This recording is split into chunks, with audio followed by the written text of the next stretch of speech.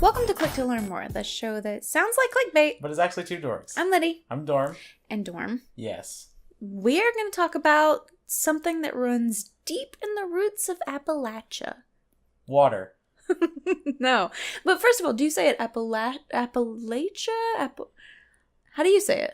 I would say Appalachia. Appalachia? Yeah, and then Appalachian, maybe? I don't know. Appalachian? Appalachian? No, I say Appalachian. It's so weird because I don't think about it until somebody says, well, how do you say this word? Yeah. And then it makes me second guess myself. Maybe because we live here, but I don't say it ever. Yeah, I don't think that I've ever had to say it. Like the hills of Appalachia. Yeah, just like, no, that hill over there. Yeah, it's just back in the holler. Yeah. It's not anything I say specific. Appalachia, I think. I think I say Appalachia too. Well, we're going to say Appalachia for the course of this podcast because we're talking about moonshine. Ooh. Yeah, we're going to talk about shine. We're going to put a shine on We're shine. going to put a shine on it. We're going to get shiny with it. Do you know? Shine Twain. Shine Twain. Yep, I'm sticking Terrible. with it. Do you know anything about moonshine? I know a little bit because the making of moonshine is basically pre-barrel bourbon making. Mm-hmm. It's very similar. It's just like a baby bourbon. Yes. It's a little baby. Yeah. So some of my sources for today are Mental Floss, How Stuff Works, Huffington Post, and Wikipedia. There were a few places that had kind of the same information, so I kind of just had an amalgam, like combined a bunch of stuff together. Good work. So, first of all, what I know of moonshine is that it's going to put hair on your chest. Yeah. And it's going to be like rot gut. Yeah. And somebody made it in their bathtub. Yeah. Out back, and you can go buy some out of a jug with 3 X's on it. Yeah. Right? Like yeah. that's what I know about moonshine. It's got like a cork stopper on it, right? Yes. So moonshine's a colloquial term for illicitly distilled, illegally produced alcoholic beverage. Now, I imagine that this is common in other states, but in Kentucky specifically, it was something of a rite of passage to like track down moonshine and drink it, like specifically when you were younger. Yeah. I know that a lot of people that made moonshine would just have it in mason jars, like not labeled, and it's just clear and it looks like water, and then you're a little kid and you pick it up and it's not water. You sniff it and you But it's fire water. faint. And then you pass out. Yeah. No, like, side story, I actually, my mom had some sangria in the fridge once, and I didn't know because it was in a pitcher, and I thought it was Kool-Aid, and I took it out, and I poured a big glass of it. I was maybe like 10, gulped it down, immediately spit it all over the floor, and it was just like bright red all over me, all over the floor, and I was like, and my mom was like, what happened? I was like, that Kool-Aid went bad. And it's so cute. And it was alcohol. Like, now present Liddy is like upset about past Liddy wasting it, but you know, what can That's really cute. What can you do? I think it's also common in North Carolina, West Virginia, like the southern states. Yeah. Think Appalachia, right? So that's the kind of the places that dealt in moonshine, dealt to the point of like people actually paid one another with moonshine sometimes. Oh, like a bartering thing. Yeah, for services rendered, you would pay somebody in moonshine, which is... Yeah, I'd like that. Yeah, can I do that, can please? we sign up for that Can I now? have that, please? Moonshine has a rebellious and dangerous history with a reputation to match. Now, I can remember as a kid, like cartoon characters that are like the country bumpkin with the overalls with no shirt underneath, bare feet. You've got like the piece of hay between their teeth, the straw hat on, and the jug. Maybe like a harmonica. They got like a harmonica, and they got like the jug with the 3 X's on the front. Maybe they're playing the spoons. Yeah. They're washing their clothes with a washboard. You know what I mean? Someone play the spoons? It's wild. It's so cool. It's actually really good. Yeah. It's awesome. And we're gonna talk about how goofy we are there. But I mean, like that to me, even as a little kid, I was like, oh, that's moonshine. Like that's an alcohol. I had never had it, but like that's an alcoholic beverage. I just, as a kid, knew somehow. Huh. Now, in recent years, moonshine's been legalized in various countries and has become a commercial product now. So, in Pigeon Forge in Tennessee, they have Smoky Mountain Distillery, and you can go and you can sample moonshine and flavored moonshines and stuff like that. And my mom and I went. And my mom does not have a tolerance because she hardly ever drinks. And so they were all lined up and everybody got to have a little shot of it. And they also have a winery there, some kind of like wine-based thing. And you get samples. Winery? Yes, a moon winery. Thank you. And we got samples from them. Okay. And then we moved over and got samples from these guys. Nice. And I felt fine, but I looked at her and her little cheekies were all red, where she had a couple of little sips, and she hated it. She was like making faces. My mom makes this fantastic grossed out face, which I probably have, and I'm just not aware of it. Yeah. Where it looks like her skeleton's trying to turn inside out. Like she is so grossed out about it. I can't even fake it. Like it's so good that me faking it would be a disservice because it's so good. And she'll do it when she drinks bourbon or anything like that. It's the worst face. The worst face? It's the worst. Yeah, that's right. The worst face I've ever seen. Words. Moonshine's been legal in the U.S. since 2010. And it's really? Yeah, weird, right? Because that's very strange. It's a weird thing to think that it's legal because it was always an illegal thing to have in Appalachia, like a hidden little thing. Yeah. And it's defined as clear, unaged whiskey that's typically made with corn mash as its main ingredient. Right. It's known by many nicknames. White Dog. White Lightning. White Lightning, White Liquor, Mountain Dew. Right. Choop, Rot Gut, Hooch, Skull Pop, Homebrew, Shinny, White Whiskey, and Mash Liquor. All kinds of names. I didn't know Skull Pop. That sounds like a genre of music. Or like headphones, like Skull Candy. Yeah, the Skull Candy ones. When I went to the Maker's Mark Distillery, they have their White Dog there, which is just what they put before they put in the barrel. And they let you try it. And you can actually buy it at the distillery. That's one of the only places you can buy it. And it's gross. It is disgusting. Okay, so disclaimer, like moonshine in general, to me, as a person who was used to bourbon, it tastes like jet fuel. Oh, it's awful. Like it tastes like rubbing alcohol. Like it's not something that you drink to enjoy almost. No, like it's something that you have a goal in mind. You punish yourself. You hate yourself and you don't enjoy happiness. That's what it is. Now, unlike whiskey, which must be made from grain, distilled and bottled at a certain alcohol content and aged in oak, moonshine has no equivalent. So like vodka, it can be made from anything fermentable. So fruit, sugar, grain, or milk. And like vodka, there's... Milk? Yeah, because it's fermentable. Isn't that weird? That's weird. Yeah. And like vodka, there's no upper limit on its alcohol content. Ugh. Yeah. I know. Now, the term moonshine is believed to have been derived from the term moonrakers, which was used for early English smugglers. So it's actually it's like a tale, like, I don't want to say old wives' tale, it's like a legend. Like, legend has it that one night in rural England, rural is a hard word to say, by the way. Yeah. Rural England, a group was caught as they tried to rake a pond in order to uncover hidden barrels of smuggled French brandy. So, like at the bottom, and they're trying to get it up with some rakes. And tax collectors happened upon them, and to avoid suspicion, they pretended to be drunk. And I think they said that they were trying to get a wheel of cheese from the bottom of the lake. So they're like, oh, ha, we dropped some cheese and they were trying to get it. And they're just like, what a bunch of idiots. So they left them alone. The authorities dismissed them because they assumed they were drunk and referred to them as moonrakers. Because they were outside under the moon. That's cool. Raking. I like that term. Yeah, raking at a pond. Now, because of the limited road network in Appalachia, it was easier and more lucrative to transport whiskey than it was to transport corn. So they could get whiskey onto a horse and like into a barrel and onto a horse and out faster and easier than they could like a whole bunch of ears of corn. Yeah. And it took up less space. That's also kind of how bourbon started. Really? Okay. Because people would grow so much corn and then it's only in season for so long or it's only sellable for so long as corn.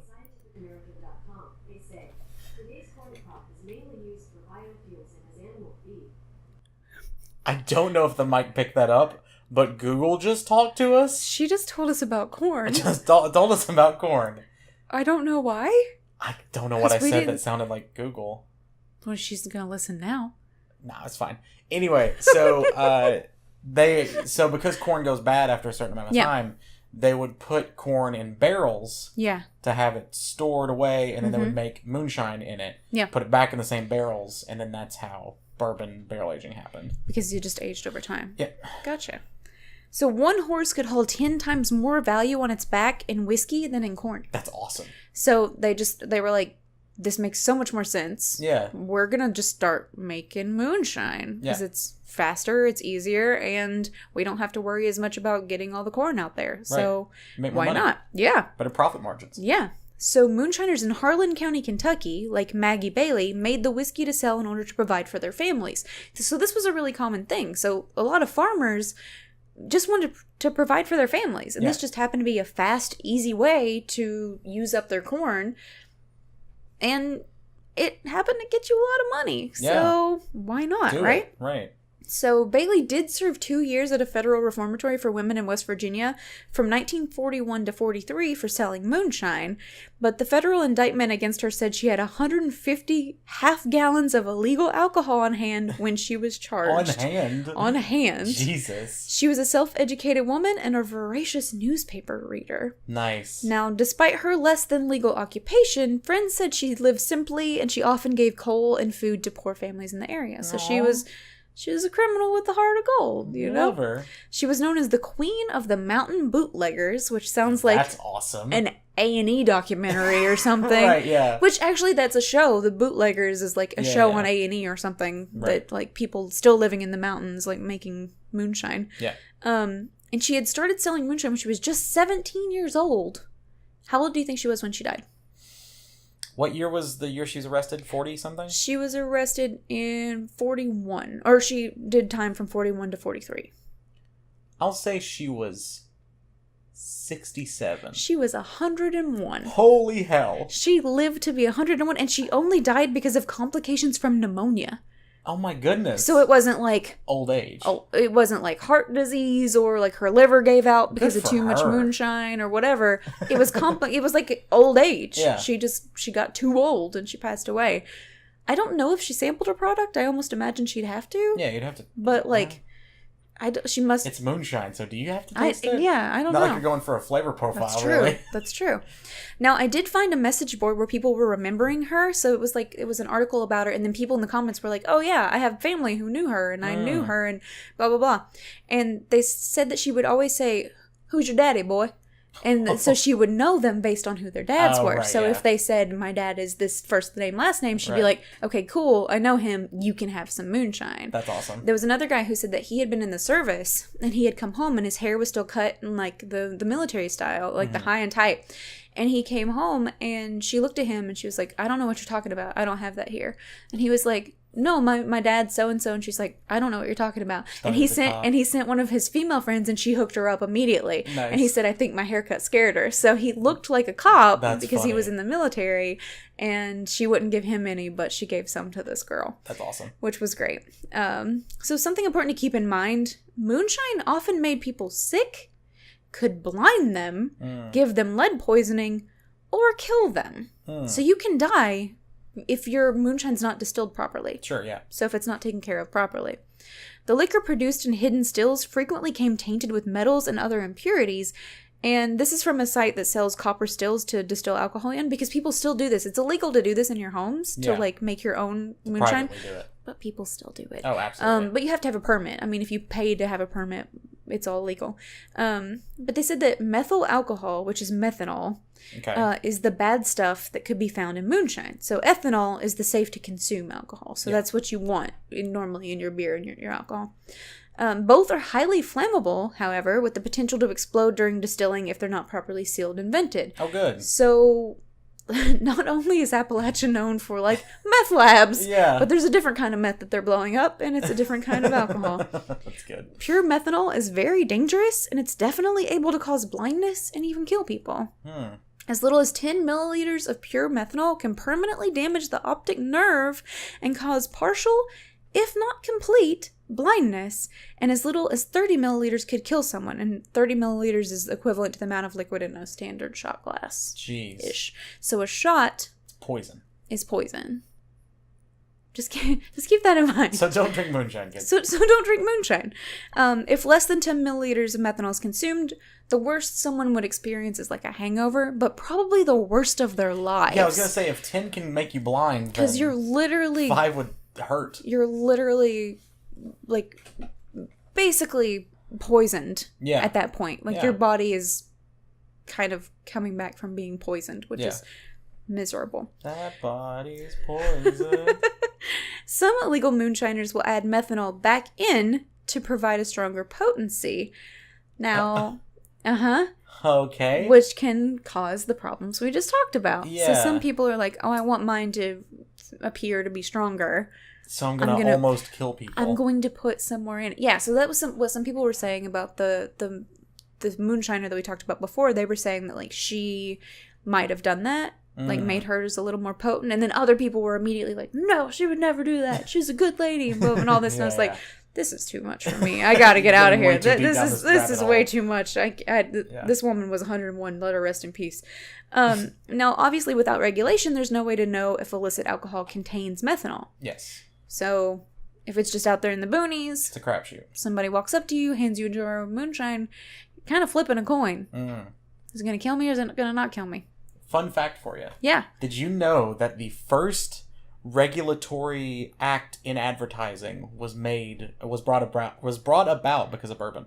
No, I didn't. So before meat, before medicine, before gas, any of that was bourbon. Huh. Because the whole rot gut thing, the reason it's called rot gut, people would sell bourbon or sell moonshine and color it with, like, tobacco spit. I did see tobacco. And things like that. Yeah. To make it look like bourbon. Yeah. People would drink it, get freaking sick off of it. Oh. And that was bringing the reputation of bourbon as a whole down. Oh. So there was this guy who had a distillery who was like a senator or something like that. And he got it. Not today. He brought it to court and they got it passed. So the first ever regulatory act in advertising in the United States was the Barrel and Bond Act, which is why you'll see, or That's Bottled wild. and Bond, sorry, Bottled and Bond. So which is why you'll see Bottled and Bond on bourbons, because that is how they regulated it. Of course, like, someone in the government had to regulate it because it's affecting them personally. Yeah, it's affecting their business. Business. Right, of course. Oh my gosh. Ridiculous. Now, methanol may also be a product as an unintended byproduct during the fermentation process. So during the distilling process, methanol is concentrated at the start of the run because it has a lower boiling point than ethanol does. Okay. So that means the boiling point of methanol is approximately 148 degrees Fahrenheit, which is lower than ethanol at 174 degrees Fahrenheit. So it's not actually, like, it's boiling before we get up to ethanol. Okay. And it's why moonshiners always throw out the first bit of shine they produce from each run. Oh. So they based on how much they produce, there was a chart, like for at-home moonshiners. Yeah. There was a chart. So if you make this much, this portion of it goes out. That's cool. And so you, like, scoop it out. And that portion of, and now it's safe to drink. So it also said that you get a little bit of methanol from wine, but you'd have to drink like 28 bottles of wine to get the amount of methanol that you would get from the same amount of moonshine. So it's because it naturally occurs in fruits. Gotcha. Like, so it's just a byproduct of, like, fruit fermenting and stuff like that. So grapes and stuff naturally give it off, but you'd have to drink a whole lot of it to get sick. Just like apple seeds are poisonous, but you'd have to eat a whole lot of them. There's cyanide, right? Yeah, you'd have to eat a whole lot of them first. I'm not allowed to have the skin on it. I'm not allowed. So now we're going to talk a little bit about the history of moonshine. Okay. So after the Revolutionary War, the government put federal taxes on liquor in order to gain money from expenses and resources drained during the war. So that's funny in and of itself, because it's like, hey, we lost a bunch of money. You guys want to drink. What's something everybody has? What's something we can do to get money from you? We're going to tax your liquor. Yeah. Now, Alexander Hamilton actually proposed this, which is not a throwaway line, but is a line in Hamilton where Jefferson says, imagine what's going to happen when you try to tax our whiskey. Yeah. So He didn't put as much stank on the line that actually exists. Try to tax our whiskey. Yeah. Alcohol. Somebody in the back goes, alcohol. But that was started by Alexander Hamilton because they needed more money, and he was Secretary of Treasury, and he was like, yo, We need some money somewhere. We're going to start there. Yeah. So that's where they Not throwing away my shot, but I will tax it. I'm not going to throw away my shot, but I will take it. Get it? Like a shot of like alcohol? Yeah, no, that's why I said I will tax it. Like a shot of alcohol. Oh, I made the same joke. You just were excited to make the joke too. Yeah, so you made it. You did it better. You did a better one than I did. I just got excited. I'm sorry. You did the better joke. You did the better joke. I'm sorry that I wasn't fast enough or smart enough. What is this? Who is this? This is Sad Lady. This is the Sad Lady have braces? This is a new character I'm trying out named Sad Lady. Why is your mouth doing that? Because I'm not funny anymore. My face is just in a permanent frown. Aww. Look at her trying to hold it. I'm trying to hold my frown. It's not working. You sound like every retail worker at like Rue 21. Walking around spraying their real overpriced bad cologne on all of the clothes. Have you found everything okay? It's so good. We have a 2-for-1 sale on shoes. If you want some shoes that are gonna break in 2 washes. Why are you washing your shoes? Shonda? They're over there and also over here and also over there. They're over here and also over there. There's one over there. Oh, you don't wear a 2.5? Oh, sorry. All we have is pixie sizes. It's called Rue 21 for a reason. It's either 2 or 1. It's either 2 or 1. If you're not a size 2 or a 1, get the out. It's actually RU 2 or 1. You know, there was only for 2-year-olds. Yeah. We only take care of toddlers here. Oh my gosh, could you imagine how tall that toddler would be? Have you seen the size of shirts they have for like the jerseys with like this is off the rails now. Off, yeah. This is off the rails. Have you seen this coming back? The Bugs Bunny and the Taz and the Tweety from like the 90s with their turned around jerseys. Looney Tunes yeah, with their turned around jerseys and stuff like that. Yeah. Rue 21 is like one of the main ones. It's like trying to get this trend started again. I'm so down. And it's kind of wild because it's just like I feel like I'm like 7 again seeing it. Yeah. It's like, it's crazy because I really want it though. Yeah. Like I want all these shirts with like the Taz with the backwards hat and the backward pants on with his arms crossed and this is like rude dude with a lot of toot or whatever. Like that guy. Yeah. And Tweety looks real Bad tough. Taz. Bad Taz. Yeah. Tazzle. Yeah. Tazzle. What's Tazzle? Like asshole? Oh, okay.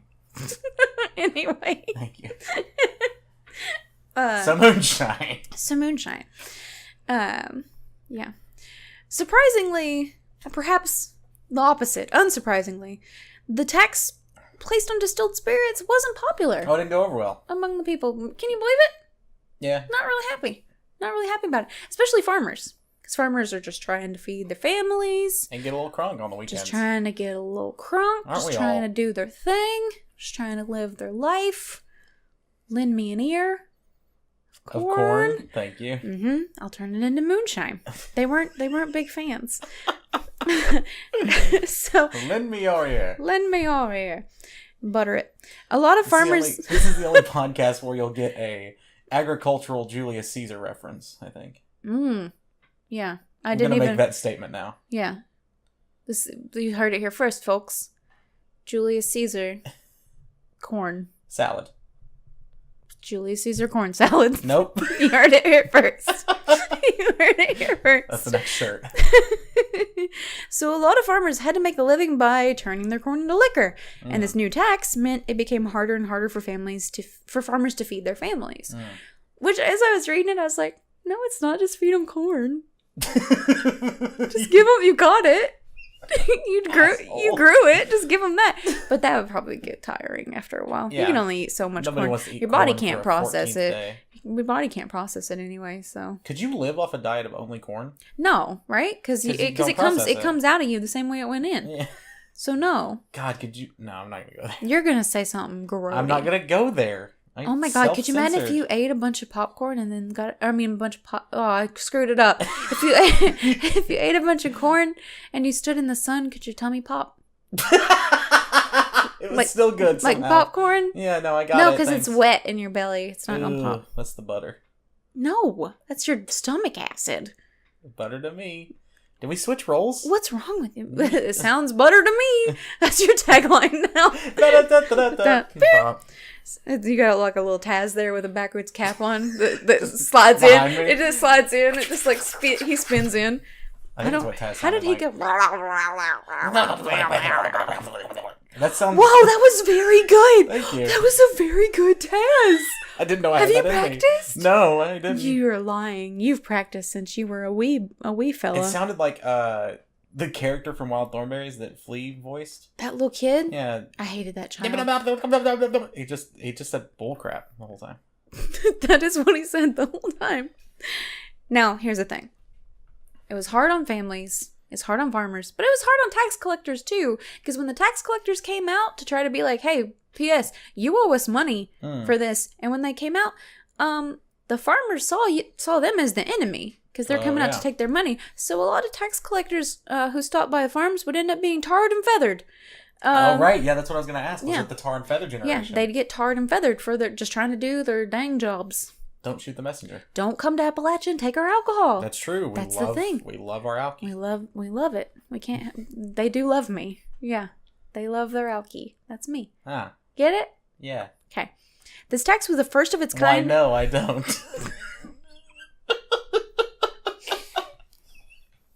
This is a strange one. This tax was the first of its kind imposed on a domestic product by the newly formed federal government. So the federal government hadn't been a thing for very long. And this is and their all first of a sudden, move? Yeah, and this is the first of its kind imposed on a domestic product. So they're one of the first things they do is like, cool, we're a government. Got it. Awesome. Love it. Presidents. Congress. What do you love? Judicial got branch. Your presidents. Okay, we got money. That's a cool thing. You know what's better? More of it. What can we do? Tax something. What can we tax? The thing that Americans love most. Alcohol. Boom. We did it. Did it. Made everybody mad. It became a law in 1791 and applied to all distilled spirits, but since American whiskey was the most popular distilled beverage in the 18th century, it became widely known as the whiskey tax. So it applied to all spirits, but whiskey was the most commonly drunk. Commonly drunk. I'm commonly drunk. Are we going to get into the whiskey rebellion? Is that we are indeed. Okay. We are indeed. Look at you remembering things. Yeah. Tensions eventually came to a head, like beer, resulting in a tax protest in the form of the Whiskey Rebellion during the 1790s.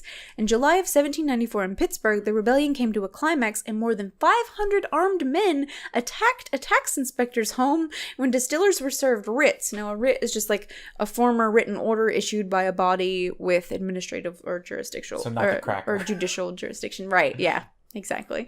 So basically what happened is he was like, hey, you guys owe us money. And 500 armed men were like, I don't think so. And they attacked. Sorry about that. Yeah, and they attacked. The government sent peace commissioners to negotiate with the rebels while also calling on governors to send a militia force to enforce the tax. So on one hand, you've got, I just smacked the mic. On one hand, you've got the government saying, like, hey, chill out. It's cool. We can get this all sorted out. Meanwhile, they're like, hey, can you send a militia force to enforce this tax? It's really important you enforce this tax. Not a great PR policy. Right. So that kind of didn't go over well because you can kind of tell that that's what's happening. George Washington himself the G-Dub himself, rode at the head of an army in order to surpass the insurgency alongside 13,000 militiamen from Virginia, Maryland, New Jersey, and Pennsylvania. The best part of this is that the rebels went home before the arrival of the army. They just got bored. That's they awesome. were like, they didn't just get bored. They probably got word of it and were like, bye. See ya. I don't want to go to jail. Peace. Our job here's done. I'm going to go back in the woods and drink my moonshine and be happy and possibly go blind. Who cares? That's my deal. So there was no confrontation because they just went home. Yeah. There are reports that around 20 men were arrested, but they were later acquitted or pardoned. So it didn't even matter. Didn't even matter. None of it mattered. Washington came down, big hat, big hair, wooden teeth. That big hat he's known for. Yeah, got his little axe, his little chopping axe. The monocle. Ready to do, monocle. Both of them. Yeah. Both his monocles. Yeah, George Washington known for his 3 monocles. boots. Carried an extra boot. That great big mustache he's known for. Carried an extra boot. Washington's whiskers, they called it. Mm-hmm. Yeah, that's exactly right. He had his necktie on. He always had his necktie on. He had at least one necktie on at any given time. Maybe 2, depending on the day. Depending on the day. Wednesdays. Oh, yeah, specifically Wednesdays. Yeah, Windsor Wednesdays. Mm-hmm. Windsor knots, yeah. Mm-hmm. He created the Windsor knot. The Washington Windsor knot. Yeah, the Washington Windsor. Mm-hmm. That's what they called him in high school.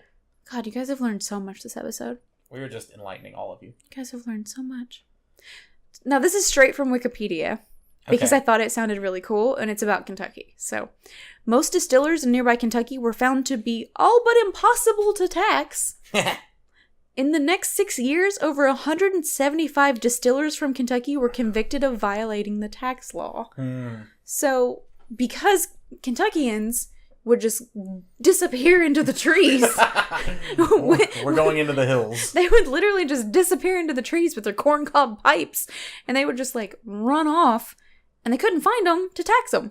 So they were nearly impossible to find. Can't tax me if I don't exist. Also, a lot of people just didn't want to come to Appalachia. Like they just didn't want to come to Kentucky. Hell yeah. A lot of times they were like, do we really have to go? We really don't want to do it. We don't want to go up in the holler. We don't have to deal with it. We don't want to do it. And they just didn't do it. Nice. They just didn't feel like it. So Kentuckians got away with it for a long time. Hell yeah. Because people just didn't want to come there to prosecute them. What you get for living in somewhere so inhabitable. Exactly. Now, while the citizens didn't succeed in overthrowing the tax, it was repealed in the early 1800s during the Jefferson administration, however. TJ. The very man. The act of moonshining itself continued. Because of course it did. Yeah. Now, technically, making moonshine wasn't illegal until Prohibition, but not paying taxes on it was.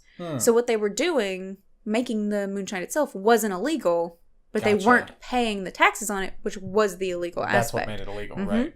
Now, to try to hide the lucrative business practice from prying and legal eyes, moonshiners worked at night by the light of the moon, which is where another theory comes in, how they got their name, moonshiners.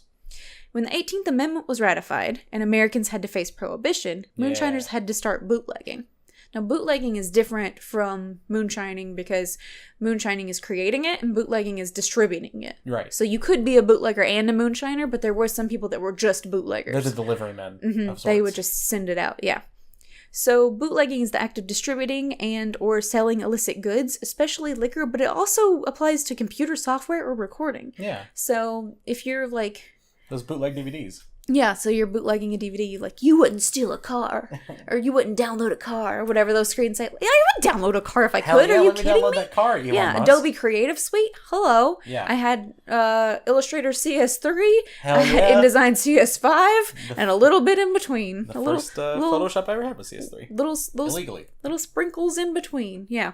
And now I pay for it. Now I pay for it, or my employment pays for it. But yeah, when I was younger, I had it all. I had it all, and then the government came after us. Now, a source I found stated that the term bootlegger comes from early colonists who hid liquor in their boots in order to smuggle it to the Native Americans. Yes. But I don't know. No, I don't know if it's legit. 100% believe it. I don't know if it's legit, but there's that. The title of this section is "The Government Did a Whoopsie." Hey, do you know the government's responsible for killing at least 10,000 people with poison alcohol? No. I'll tell you about it. Now, this is from Slate.com. Frustrated that people continue to consume so much alcohol even after it was banned, federal officials had decided to try a different kind of enforcement. They ordered the poisoning of industrial alcohols manufactured in the U.S., products regularly stolen by bootleggers and resold as drinkable spirits. The idea was just to scare people into giving up illicit drinking. Instead, by the time Prohibition ended in 1933, the federal poisoning program, by some estimates, had killed at least 10,000 people. It was called the Federal Poisoning Program? The Federal Poisoning Program. You down with FPP? No. No. You know me. Although mostly forgotten today, the, quote, chemist's war of prohibition, end quote, remains one of the strangest and most deadly decisions in American law enforcement history. That's so cool and terrible. So during Prohibition, you could actually get prescribed alcohol. Yes. You could actually, like the doctors could prescribe it for you. And I think even now, if something happens to you and you get put in the hospital and you're an alcoholic and you're going through withdrawals, you can get beer prescribed to you. Like they keep it at hospitals. And you can be prescribed beer so as to not go through, or maybe help wean you off of it. But you can be prescribed alcohol. And you used to be able to be prescribed for it. Was a different kind of alcohol. It wasn't like the kind of alcohol we know now, but it was supposed to still kind of scratch that itch, as it were. Now, transporting alcoholic beverages where such transportation is forbidden is also referred to as rum running. Yes. So bootlegging, rum running, that kind of thing, those are all kind of in there together. Now, Prohibition ended in 1933, and the market for moonshine collapsed at that point. So they were really big when Prohibition was going on because there was no legal alcohol anywhere. Yeah, so your bootleggers were your main dudes. Yeah. They're where you needed to get your alcohol from. My mom told me when she was little, this is not related to Prohibition, but she said when she was little that her mom gave her this bottle of gin and was like, go take it out and go do something with it. And my mom was like, all right, and took it and drank some of it and then filled the rest of it up with water and sold it to a couple of teenagers. That's awesome. And she was like, yeah, I was a bootlegger. I was like, oh my God. Before some of the counties in Kentucky went wet, my grandpa would go to a bootlegger and get alcohol because my mom said she and her cousin showed up, like followed him once and got behind him and he got out at somebody's house and they came out and my mom was like, we were just at a bootlegger's house. So that was still a thing until some of the counties in Kentucky went wet. Like bootlegging was still a thing. You'd go to Ohio or Tennessee or whatever. You'd go to another state and get it and bring it back, which is illegal. Yeah. Don't do that. Transporting across state lines. Not now, I guess. They opened up Kentucky. You can order stuff out. But still, that's bad. That's bad. Don't do it. With commercial distilleries producing on large scales now, since Prohibition ended, alcohol became cheaper, and making moonshine was not a means to an economic end anymore. Now, although moonshine continued to be a problem for federal authorities into the 1960s and 70s, today very few illegal alcohol cases are heard in courts. But if you're caught distilling at your home, you could still get in a lot of trouble. Yeah. You can still get in a massive amount of trouble because you're not supposed to do that. Yeah, don't do that one. So don't do that. In 1978, the federal government legalized home brewing for the first time since Prohibition, but this didn't include spirits. Yeah. So you can do beer. Right. And I know a lot of people who home brew. End of list. Yeah. It's just beer. You can do beer. End of list. You can now brew your own beer or wine for personal consumption, but spirits were still illegal. And the reason is that the pesky tax for moonshine that moonshiners hated is still profitable. So you're not allowed to do it. Not allowed to do it. Now here's some interesting facts. Did you know that bootlegging led to NASCAR? I did know that, yeah. Isn't that wild? That's why they're called stock cars, right? Ooh, just wait. In order to escape police capture, bootleggers would go out of the way to make sure their cars were in tip-top shape. Now, to be sure their car was up to snuff, bootleggers cleared out fields and set up racetracks. And the rest is history. So they got out there and started racing each other. My car's faster than yours. No, mine's faster. I'm going to get faster. This is why we go around in a circle during NASCAR. Yep. On their official site, NASCAR has a whole breakdown of exactly what happened. That's cool. Which is, I mean, they embrace it, right? Yeah. Like they're like, badass. Hey, we get it, you know, like they embrace it. Exactly what happened between the 18th Amendment and their first official left turn. The first two were so closely linked, in fact, that a moonshiner gave seed money for NASCAR to its founder, Bill France. That's awesome. There was even a guy who was a moonshiner and raced under the name of like a moonshine brand. That's cool. In the same way that they have like a giant sticker for Twinkies or whatever now. Yeah. Like they ran under, like they were supported by or sponsored by moonshine. Yeah. A common folk test for the quality of moonshine was to pour a small quantity of it into a spoon and set it on fire. The theory was that a safe distillate burns with a blue flame, but a tainted one burns with a yellow flame. Practitioners of this simple test also held that if a radiator coil had been used as a condenser, there would be lead in the distillate, which would give a reddish flame. Interesting. So it's like a Bunsen burner. If it glows red, there's lead in it, right? Yeah. So this led to the mnemonic, lead burns red and makes you dead. Or red means dead. Yeah. So if you lit it on fire and it was red, you would be dead. The federal government commissioned Louis Armstrong to record radio ads about the dangers of drinking moonshine. What? I know. Isn't that wild? I kind of want to hear them now. Me too. I kind of want to know. Now, here's some urban legends, and this is where my evil side comes out. Oh, wow. It's taken a while. I know, right? So there's an urban legend that rot gut, quote unquote, got its name when some doctors in Maryland were practicing autopsies in the local hospital next to a graveyard in the 1700s. To do so, they had to steal bodies. The caretaker of the graveyard would roll a barrel of whiskey down to a grave, put a body in it, and roll it back up to the hospital. Just wait. The doctors then sold the whiskey to college students.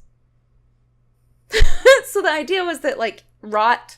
Yeah. Gut, rot. It's I know. It's not. From. I know it's not a thing. I already said where it comes from. It's not a thing. Which I just thought that was funny. I was just trying to picture the logistics of rolling the body on the barrel. Is it the body stays still? Oh, in it. In it. Oh, I was. They put the body in the barrel. All right, that makes a little more sense. With the moonshine. Yeah. With the whiskey. They would shove the body in there, and then they would sell alcohol. They take the body out to do the autopsy.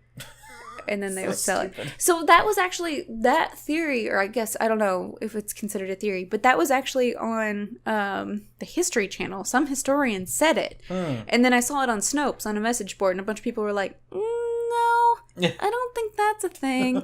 And some people were like, oh, they were doing it because they were doing it secretly because people didn't like it. And someone else was like, no, they were doing it secretly because it was illegal. Yeah. Because they were chopping people up and stealing bodies. Like, that's never something you do in public. That's not something you look down your nose at and think, how uncouth. That's something that you go like, you just dug up a body and cut it open. What's wrong with you? You're a psychopath. Now, that was big in Europe, but I don't know how big it was in America. Gotcha. I don't know, I think it's kind of like a European story that got twisted a little bit. But anyway, another urban legend says that people would ship barrels of moonshine under piles of dead bodies in an attempt to smuggle it without being caught. Oh, that one's kind of funny. I like that. So it's like on the back of like a horse and buggy, and you've just got a bunch of dead bodies. Oh, just taking them down to the graveyard. No big deal. Just all these dead bodies. Just gonna go burn them. No problem here, Ossifer. Exactly. Now, who's gonna check through a pile of bodies for moonshine? Besides me. I mean, the bodies are pretty alarming. You'd think they hide it under, like, hay or something. I don't know. That's wrong, too, obviously. Yeah. But, so Occam's razor seems to be the smartest way to go. Yeah. I mean, it's going to rot you from the inside out. That's why it's called rot gut. Yeah. Because it's going to rot your guts. Now, I have something for you. Oh, all right. I have a tiny jar. Oh, God, okay. So we talked about dead bodies and rotten guts. So I was very confused. That's a good point. I'm sorry. I have a tiny jar of Old Smoky Tennessee moonshine, lightning bolt. And it has a lightning bolt on it because it's white lightning. Yeah. And those of you that are watching on YouTube, you can see this tiny little jar that I have, and it still has a sticker holding it closed. For those of you listening, is this a magic trick now? I know, right? Listen to our Harry Houdini episode. Yeah, it was very good. So I'm gonna open it for the first time ever. That's the sound. Good sound. It smells awful. I'm so scared. It smells terrible. And if you're just listening to the audio but you want to watch, you can find us on YouTube. Just search Click to Learn More to see our marvelous faces. And we're gonna try this. Okay. We're gonna try White Lightning. We have not tried it. This is not a goof. This is not a joke. We have literally not tried this. Now, have you had moonshine before? I have had moonshine before. Yeah, I have too. I've never had this moonshine. I have not had. If I did, it was the tiny little samples that you got in Pigeon Forge. It was not this much. Should I go get a shot glass? Yeah. Okay. Okay, I'll be right back. Yeah. I don't know if I'm putting a jump cut or not, so entertain. Okay. So my favorite part about the fact that it's called White Lightning is that it smells, and I imagine tastes, like you're caught in a lightning storm and it's going to kill you and you're dead. That's what I imagine it's like. I'm very nervous because it smells like rubbing alcohol. Like, not a joke. It smells straight up like rubbing alcohol. Or maybe like fingernail polish remover. That's it. It smells worse than Everclear. It smells like fingernail polish remover without a doubt. The question is, are we going to shoot this? No. We're just going to sip, right? We're just going to try it, yeah. We just got to sip it. Okay. Here we go. Look at this nice water we have. It's beautiful water. Jesus. All right, just a sippy. Oh. Nope. Nope. Oh. Nope. Hey. Oh, God, it's so hot. Oh, it's hot. Like, it's hot. It's very hot. How is it hot? It's... It's still going. It's like when you... It does taste like lightning. It does taste like lightning. Have you tasted lightning? Yeah, it's this. Oh. This is it. This is what it tastes like. It's like when you swallow something and it gets stuck in your throat. And you can't... It's like a hot... It's like a hot something. Like, drink something to get it down. It's like that, but with alcohol. Have you ever picked up, like, a soup and you're like... it's definitely like a chicken noodle soup, and you're like, it's definitely cool enough to drink all the broth now. Oh yeah, good point. And then you drink it all, and then it burns your esophagus with 3rd-degree burns, and then you die. That's how this is how this tastes. This is 2 bourbon drinkers trying to have moonshine for the first time. I know, and bourbon doesn't do anything. Like, well, I mean, bourbon doesn't does affect stuff, me like this. Like, you get that Kentucky hug, but this is just... Yeah, this is like painful. Yeah. No one drinks that to enjoy it. I can't imagine anybody. If you drink moonshine to enjoy it, please tweet at us. Please let us know. And tell us how. And maybe also why. And I don't want to... How your day's going. And just how's your day? How's your life? How's your day? How's your life and how's your day? I imagine that somebody, honestly, truly, somebody that drinks moonshine has to have it, like, in their history. Sure, yeah. You know, like, it has to be some part of your culture. It has to be some part of your family, or not saying, like, a lot of people will turn their noses up at bourbon, right? Yeah. So, if you like it, great. Give me your story. Tell me why. And if you don't like it, join the club. Yeah, that's bad. Oh, that's rough, man. I don't like vodka, really. Mm-hmm. And this is like if vodka threw up? Well, yeah. It's like if you got vodka on fire and swallowed it. It's like if vodka added all the bad parts of bourbon to it. Oh, yeah. And it's just like none of the taste and all the burn. Yeah. See that? Okay, so the thing with bourbon that I like is that you have the burn, but you also have that smoky taste, and you've got that like actual like kind of caramely aftertaste with bourbon sometimes. This is just a hurt. Yes. Like it's just a burn. This is just Kentucky Hug liquefied. I wonder if you mix it with something. Anyway, where can people find you? Twitch.tv/stormstreams. Where can people find you? Twitch.tv/TeamLidi. Plus, we have a merch shop with shirts. Brand new shirts up. Brand new shirts are going up every Monday, thanks to this boy right here. He does the designs. Hi. Right here. He just put a Double Dare shirt up. Yeah, and it says Dorm Streams on it. It says Dorm Streams. But there's also Quick to Learn More shirts there as well. Yes. Mine are going to be here this week. I was going to say, well, you will probably see them next week. Oh my gosh, yeah. Mine are going to be here like the 7th, I think, and today is the 4th. Oh, mine are also going to be here the 7th. Oh, crap. I'm really excited now. So by the time you actually see this, or hear this, we will have our shirts, hopefully. We'll have them, and we'll probably have already shown them off on Twitter. Tweeted about them and Snapchatted, Yeah, and definitely. Speaking of which, we also have Twitter. We also have Twitter. We have this YouTube page in this podcast that you're listening to right now. We have Instagram. Discord. You have a Patreon. Yeah, I do have a Patreon. You can become a patron. Yeah. Of the boy. That's me. Give me money. Is it patron.com? Patreon.com/stormstreams, yeah. It's easy. It's stpatty'sday.com. Yes. /stormstreams. There it is. Is this already affecting me? This isn't how this works. This isn't how this works. It can't be. I don't know why it's called white, because it is definitely clear. It's just clear, and I guess...